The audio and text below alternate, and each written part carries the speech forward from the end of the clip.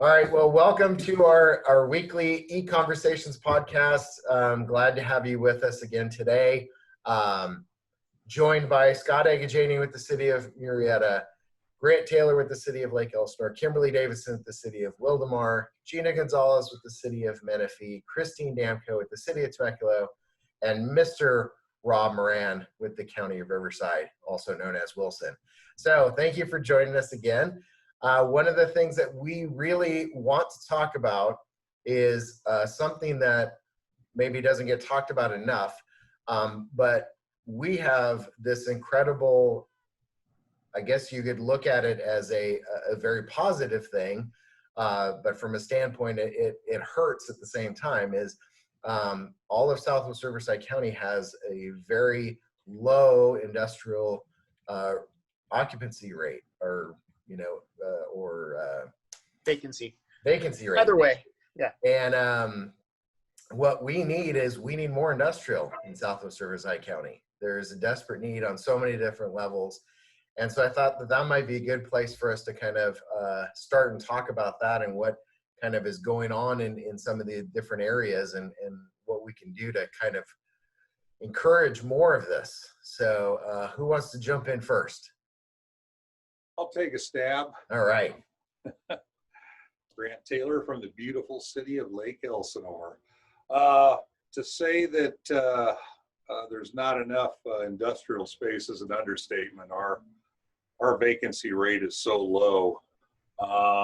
We're in the midst of updating our general plan, and that's one of the primary objectives, is identifying additional industrial space to change the land use map designation to identify the additional industrial space. Not only the areas, but our floor area ratio is pretty low, 0.45. We're at the low end of the industry, so we're looking at upping that FAR to 0.6.65 to provide some more opportunities. We do have some industrial space over by the outlet center, but infrastructure is lacking. So we're also investigating how to get the roads, the water, and the sewer out there to make those performance pencil out and make it more viable. One phenomena we're starting to have right now is with the emergence of the cannabis industry. They are moving into the industrial zone, and the landlords can require higher dollars for those type of uses, which is kind of a handicap to some of the existing uses and other types of industrial. So we're looking at how to regulate that too. Probably going to start capping it in the near future. But it's critical. It's the wave of the future. A lot of our land use interests now are not only industrial, but they're looking at logistics, warehouse, e-commerce. That's what they're looking for, and they need space. So it's a top priority with the city manager and the council in Lake Elsinore. It's my story, and I'm sticking to it. Christine, what about in Temecula? I know that you have a lot of activity in that, but very limited space available yet. Yeah, in the past couple years, we have created or generated about 180,000 square feet of new industrial space, and that's filled space. We like to say we're masters at puzzle pieces, and it's kind of like a Jenga jigsaw, because our advanced manufacturing community is growing, and just to support our own manufacturers, we're having to they're kind of taking each other's, it's like flipper-flopping, they're taking each other's space, and for new manufacturing to come online, it's tough. It's tough, and we've referred some businesses to our partners to the north of us just because we don't have the amount of space. In Temecula, We are not interested in logistics. We do not permit marijuana, or I'm not sure what the technical name is now for it. It's just manufacturing, and unlike some of my other partners here, we don't have a lot of land, and so that's the drawback for us. We don't have a lot of land to expand and to grow, and so we're getting pretty creative. And this is where CEQA is important to our community, because the vacant land that is left has some CEQA challenges, of course, and navigate through that. But with the challenges, I would like to say that it's still a hot market. Since March, I've met with 3 different types of companies who are out of the area who want to relocate to this region, and that's just since March. So there is a need for it, and I would say there's a quality need. It's about, I think, quality now, and they're looking, and I think I admire their creativity, because they're willing to go through the process. They're willing to go through the CEQA process to make it work, and that means I really want to be here and a part of our community. So it's encouraging. Yeah, and I think you keyed in on something I think it's extremely important is that we've had in this valley some unbelievable successes in manufacturing and advanced manufacturing sector, so much so that we've had these companies that have grown over the last decade or so and are unfortunately getting to a point of almost outgrowing our valley, because they grow, they start in 10,000 square feet and then jump to 25 and then 40. And then next thing you need is they need, 80 or 100,000, and there's nothing available. And the last thing any of us want is to lose these companies.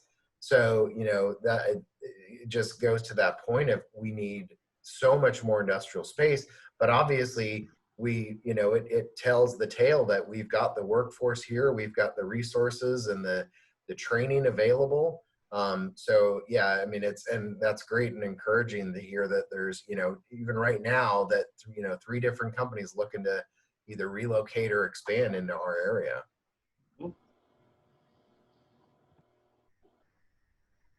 All right, Scott, what about Murrieta? I know that the vacancy is what it is, but, and we're constantly looking for more, but, what's your take on it?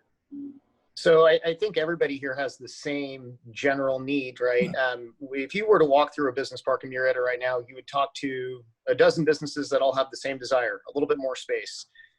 Most of our companies are bulging at the seams and they can't seem to fit into the existing plots that they have, but they don't have the option to move up because we don't have new construction coming in offering those graduated spaces. This is a kind of a common theme that we have down here. And I think one of our big challenges has been water and sewer trunk line infrastructure. It's a challenge we're working on right now with a LAFCO review to see if we can get a little bit more efficiency into the way our water delivery systems work. But for us, it's never been a matter of demand. The demand is very strong. I think since March, I think is a good time to start a random timeline. We've had 1 vacancy come up. It was filled in 7 seconds. So the ability to fill an industrial space in town is very easy. There's so much need for more space, but there's just not the current development going on that will meet that need. I think in our pipeline right now, we have 1 project coming in that's total 60,000 square feet. There's just not a lot of growth in that field, and it's not just from a standpoint of infrastructure, because at a certain size, we can overcome those challenges. I think a lot of it is we're not getting seen for some of the things Christine mentioned that they weren't necessarily looking for there. We're not seen as kind of a last mile or a logistics center. We're a little too far southbound on the freeway. So what we're looking for is your traditional spec industrial development. And right now that hasn't been in the pipeline, but it's something that we desperately need in our valley, because we could fill it for any developer tomorrow. So if you're out there and you're thinking, I don't know where I should build my next business park. I've got a place for you, and I've got some land for you, and we've got plenty of it to spare. So, you know, all of the other stuff can be overcome. Everything that needs infrastructure always tends to find its way. We just need to get some of those projects online. Yeah, and I know, Gina, you know, in Menifee, you guys had the new, you know, Commerce Point come on in the last couple of years, you know, and that like filled in like no time. And now you're getting ready to do the next phases on that. Obviously, this is an area where, you know, Menifee has an opportunity to grow immensely too. Yeah, with Commerce Point, they actually recently sold the other portion, and that's what the delay has been.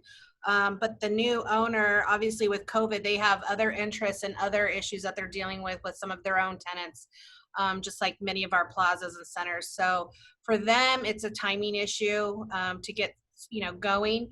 But they hope to be completed with that this time next year. But being that it's fully entitled and ready to go, that's not an issue. For Menifee, it's a little bit different. I think that our council has really given us the direction that they're looking for a hodgepodge of different things. It's not one area or the other. So there is a little bit of that logistics and distribution, but that's not the sole purpose of the Northern Gateway. It's a component of it, but they are concentrating on overall manufacturing and business park to the north, but to the south, it's predominantly what they're looking for. And it ties in nicely with what Murrieta and their council has been doing as far as their visioning goes as well. So when it comes to manufacturing uses, I know that our council's been big on, you know, green manufacturing, advanced, medical, aviation, but then also what we're dealing with in our city too is there are some uses that we have a waiting list for folks that are entertainment uses in what do you call it, sports complexes and uses that they want to be in our city because maybe they're in our surrounding cities already, but they have a need here because of all of our population individually that they could expand into this area. And just like the rest of my colleagues, this is an area that we have a below 1% vacancy in, and we have a users list, just like Scott said, that 7-second that it was wrapped up in. I'm like, who was that broker? You should really give them some kudos. 7 seconds, they're going to be awfully sought after. But I was thinking, you know, that is a common sentiment, I think, for all of our communities when it comes to industrial space overall and the demand that we're seeing for it. So I think in total, we have to the north, we have about 1.3 million in process right now. And to the south, we have just over 600,000. Nice. So they're moving, and believe it or not, to the north west, we have about 64 acres being assembled right now by a master developer. So they're going to be doing a specific plan on those, and that actually came about during COVID. So that's exciting. Yeah. Yeah. Hey, Gina, question, and forgive me if you mentioned this, but are you guys doing some of the bigger box? You know what, that is yet to be determined through the specific plan. I know that our development code allows for a portion of that, but really what the council's been pushing is they really want to see a mix. They don't want to see an area that is all large box, you know, distribution. They really want to see a mixture of business park, manufacturing, and how it all plays together. And then they also don't want to see, you know, a bunch of truck traffic either in a corridor that also has to share those roadways with, you know, residents. So I think that the message from the council has been, you know, how does it work together, and it can't all just be big box. Thanks. That's good. Well, I think, I'm sure that broker is going to probably be recognized in the next broker event that Scott puts on. So. So Kimberly, I know that Wildomar is, you know, this is kind of still newer for Wildomar, but I know that there's some, you know, good ideas and some plans hopefully coming here soon when it comes to industrial in Wildomar. Surprisingly, not really for industrial. It's not something that Wildomar is focusing on. We have some pockets of industrial in Wildomar, right off the freeway, and Clinton Keith. Of course, we have a large industrial park with some pretty cool manufacturers in there. One makes essential oils for all of Walmart and Bed Bath and Beyond and all that stuff. It's kind of cool. You walk through there, it smells like lavender. But and then we have over to the northwest, a little bit closer to the Lake Elsinore city limits, we have some pockets of industrial there too, where, you know, we have our really cool manufacturer, DeYoung's Dairy, that's like manufactures the cows and the milk all right there, which is kind of cool, and sells it. But other than that, a lot of the areas along the 15 freeway, we have a lot of undeveloped land. You know, Wildomar is much smaller, of course, than all of the other cities on this call, and of course the county as a whole, Rob. Wildomar is only 37,000 people and about 23 square miles. So we have quite a bit different you know, kind of square footage to work with here, and some different ideas of how to do that than maybe some of our neighbors. And a lot of our freeway frontage, we do have a lot of acreage along the 15 freeway in between Clinton Keith and Bundy Canyon, and even just a little bit north of that. Most of that is zoned for commercial. And I think we see that mostly as a mix of being retail and office park type of, but probably it's not zoned industrial or even light industrial. There's pockets of industrial throughout Wildomar, but there's a lot more of the commercial zoning that's available. Yeah, good. Rob, so give us your, you know, your Wilson take on industrial in Southwest Riverside County. Well, howdy, neighbors. No, I think that, you know, I echo what you all have said, and that it's a healthy market countywide, and certainly in Southwest as well. And the vacancy rates, you know, it's just stable all around. The vacancy rates are what, 3-4% in Southwest, which when you get below, you know, 5% or so, you're essentially at full occupancy in any market. And so that's a real healthy indicator.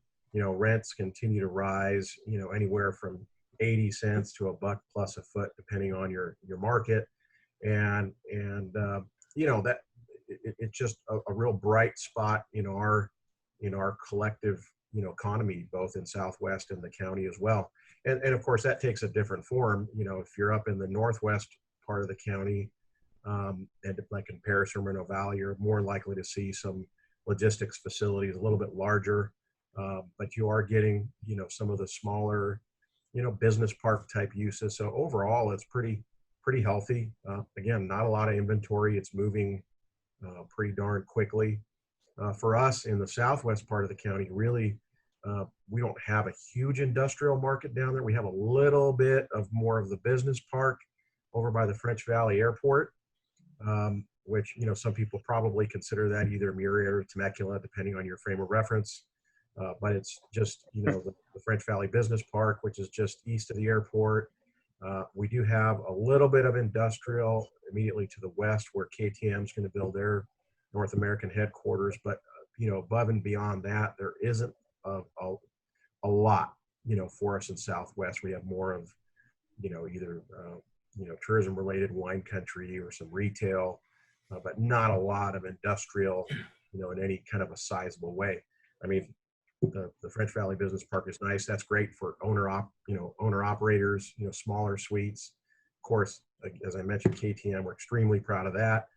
But again, not a huge, outside of the cities, not, you know, not really a huge market in the unincorporated areas. But yeah, healthy overall. Like I said, it's a bright spot in the economy. And, you know, I think the thing that we're particularly interested in, and we're still getting leads, you know, kind of countywide from both domestic and international leads. So, you know, they're still actually kind of ramped up a little bit, despite the fact that we're still, you know, kind of battling this thing.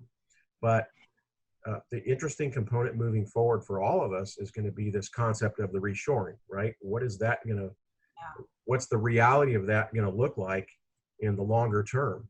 You know, how many international companies are going to want to either bring their companies and establish a presence here for obvious reasons, and how many American companies or North American companies are going to want to reshore because of supply chain issues, and what this has done in that regard. So I think, we're going to look at that very closely, and where there's an opportunity to capitalize on it, we want to be front and center, because obviously in the Southern California marketplace, this is where you come to the inland region, because we have, despite the fact that we have low vacancy, we have still, the property on which to build that. And I think we're going to see it. It's not necessarily directly, it'll benefit Southwest, but I think we're going to see new parts of our county open up to industrial that, maybe we're not necessarily, on the forefront of that. The market's going to continue to go east. And so it's going to be interesting to see that happen and what that looks like. So good stuff. That brings up a good point. I mean, we know that there is, developable space, both the 15 and the 215 corridors, here for industrial. And Rob, you and I have talked quite a bit about the reshoring, and that what's going to be happening over the next probably couple of years regarding that, with the obvious light being shown on, getting all this stuff out to where it needs to get to as quickly as possible.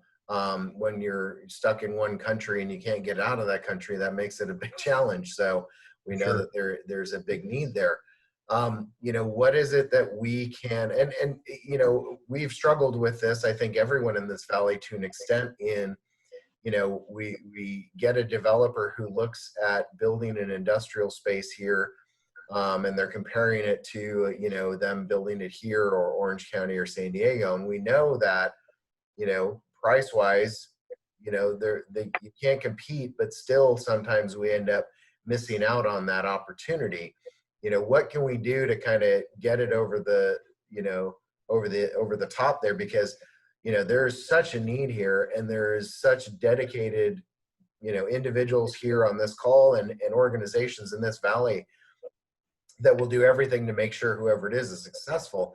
How do we just make sure that we're telling that story correctly to these businesses and developers, that like, this is the place you really want to make sure that you want to consider and have at the top of your list? That's a great question.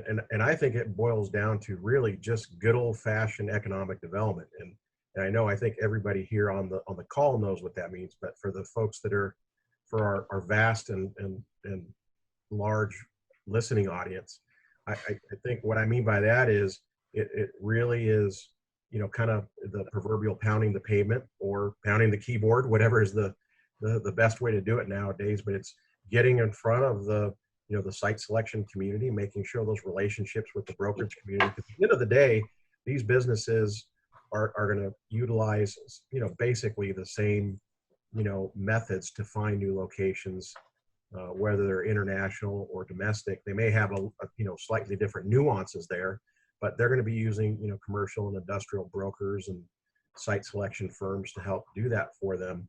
And it's my feeling, it's just making sure that we're collectively working really hard to get in front of those people. And also working with our international partners, meaning the, Department of Commerce, the International Trade Administration, some of those groups that work on, the foreign direct investment side, to know that, hey, we've got the space, we've got the facilities, and making the business case for those businesses like we do anybody else. But I think it's going to take just good old fashioned,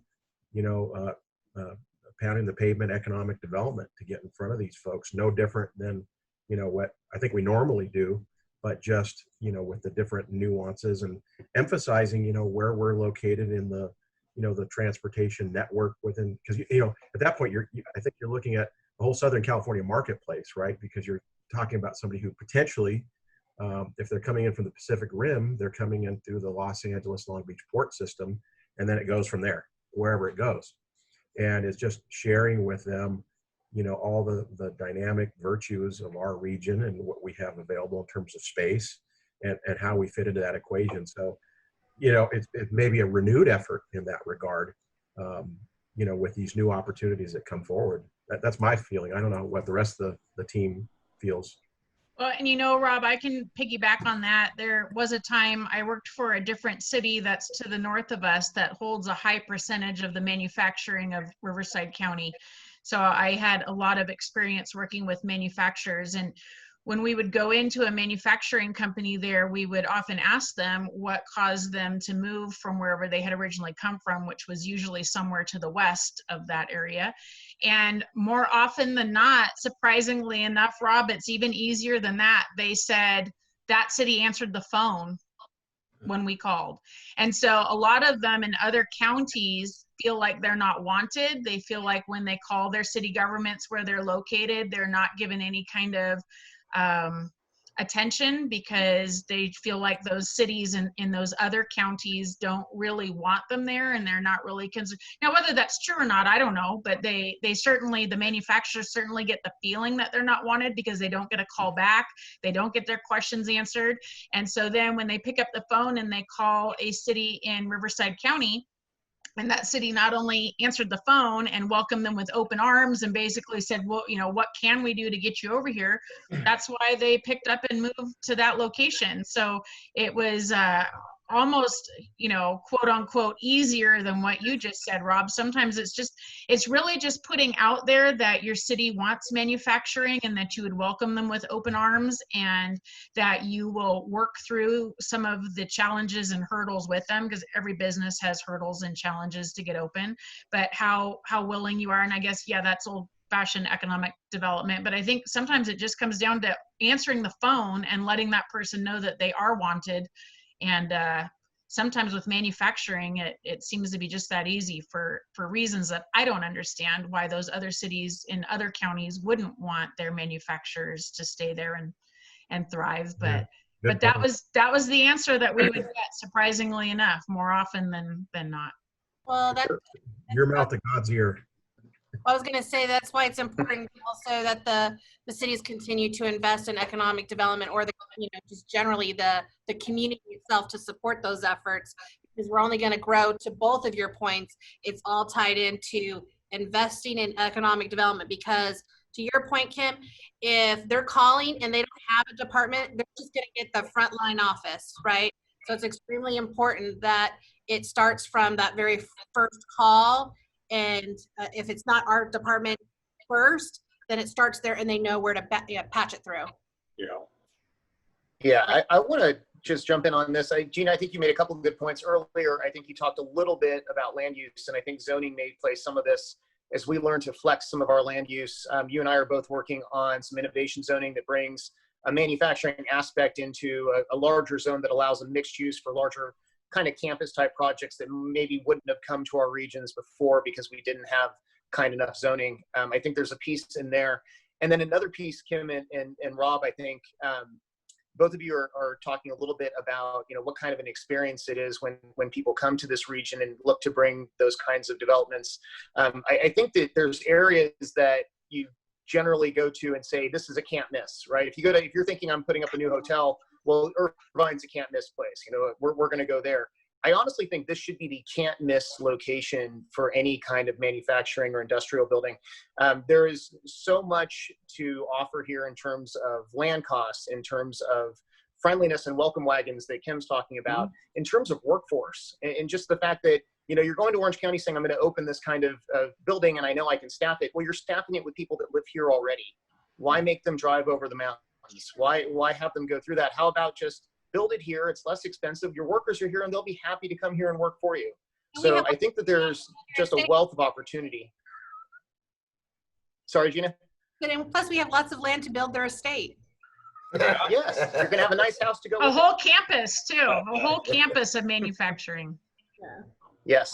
Hey, let me add one component to it as well that adds to our attractiveness, and that as you all know, our education system, I would say particularly at the community college level, throughout the county, but particularly in Western Riverside County, and actually in the Eastern County as well, it has become much more proactive in establishing programs that support manufacturing and logistics operators. Even at the high school level, Rob, in this area.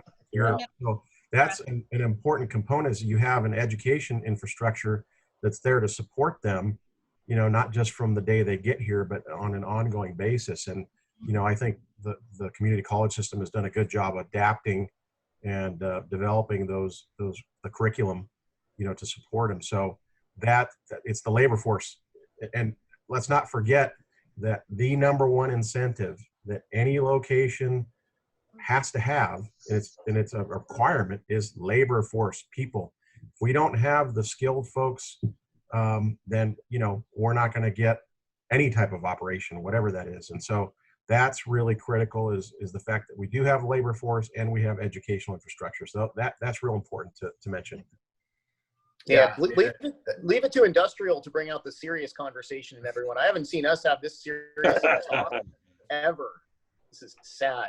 That's a great point, Robin. And we do have a great community college system here in Riverside County that is unbelievably tremendous to work with. As far as helping with getting employees trained, workforces trained, things of that sort. And we have a very good workforce development board.